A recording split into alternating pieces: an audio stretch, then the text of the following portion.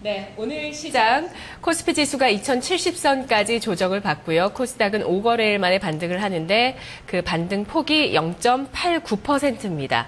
내일장 미리 보기 해보겠습니다. 대신증권 이경민 연구원입니다. 안녕하세요. 네, 안녕하십니까. 네, 연구원님 안녕하세요. 네, 안녕하십니까. 다음 주 국내 변수부터 살펴볼게요. 네네.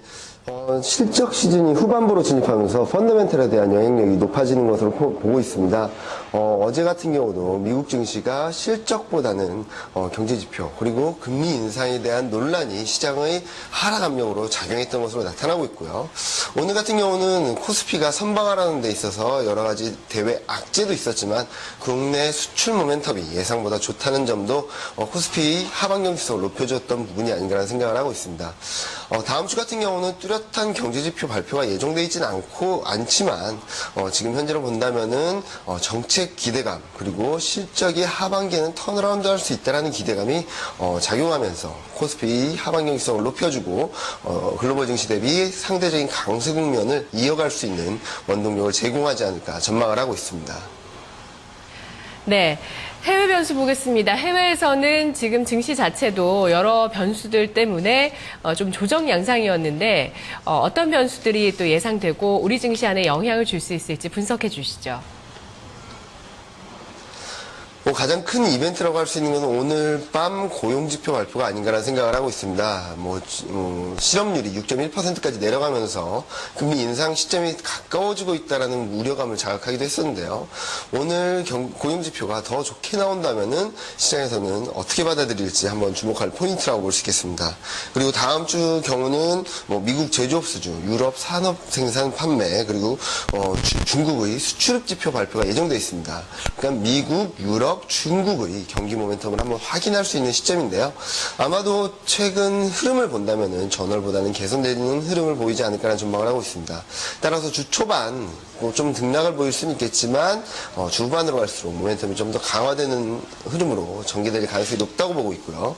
아르헨티나 같은 경우는 디폴트 사태가 나타나면서 시장 자체의 흐름에는 변동성을 자극하는 변수가 되고 있지만 이 하나로 인해서 변동성이 커지고 추세가 바뀌지는 않을 것으로 전망을 하고 있습니다. 결론적으로 말씀드리자면 대외 변수가 단기적으로는 부담스러울 수 있겠지만 펀더멘털 모멘텀을 바탕으로 한 큰 부담이 있어서 주 후반으로 갈수록 그러니까 다음 주 후반으로 갈수록 상승세는 좀 더 강화되지 않을까 전망을 하고 있습니다. 네, 자 그러면 종합해서 이제 다음 주 증시 전망을 해보도록 하겠습니다. 지금 투자자분들은 코스피를 또 어떤 식으로 진입을 할 것인가, 코스닥의 반등을 또 어디까지 나올 수 있을 것인가, 여기에 대해서 많이들 궁금하실 것 같은데요. 전략 세워주시죠. 네, 일단 코스피 같은 경우는 최근 급등세, 연일 상승세를 이어갔었죠. 이런 급등 분위기는 한풀 꺾인 것으로 보고 있습니다.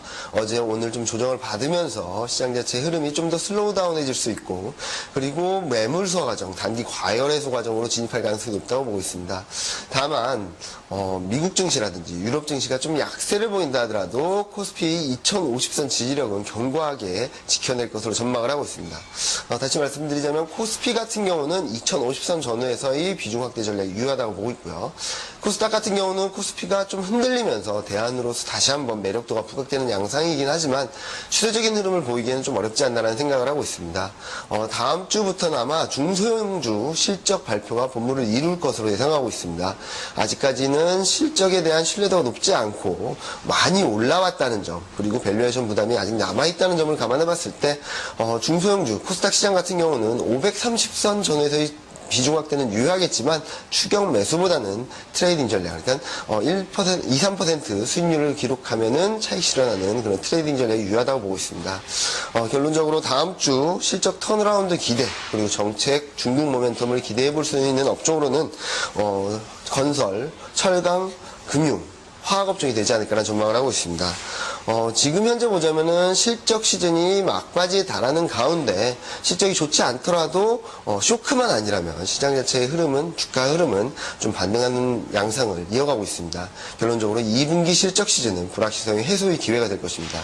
그러니까 조선업종과 같이 실적 쇼크만 아니라면은 실적이 부진한 흐름, 그리고 3분기 실적에 대한 기대감이 되살아나는 시점에서는 저점 매수 기회로 활용해도 무리가 없지 않나라는 판단을 하고 있습니다. 네, 알겠습니다. 연구원님 말씀 잘 들었습니다. 네, 오늘 중개차 연결 상태가 좀 좋지 못했는데요. 약에 말씀드리겠습니다. 다시 한번 제가 좀 정리를 해보겠습니다. 자, 다음 주에 2050선의 지지력을 코스피가 테스트할 것으로 예상을 하고 있는데요. 이 시점을 좀 비중 확대 기회로 해서 금융, 비금속광물, 철강, 건설업종에 한 주간의 강세를 예상하고 있습니다. 코스닥은 중소형주들의 실적 발표가 앞으로 많이 남아있기 때문에 실적 발표에 주의보가 좀 필요하겠다라는 경계에 대한 얘기를 해드렸고요. 그리고 추가적으로 가격이 크게 조정받지는 않을 것으로 보고 계시는 것 같네요. 530선 부근에서는 코스닥도 매력이 있겠다는 시각을 제시했습니다. 자, 실적 시즌 분위기와 함께 증시 전망해봤습니다. 이경민 연구원과 내일장 미리 보기 해봤습니다.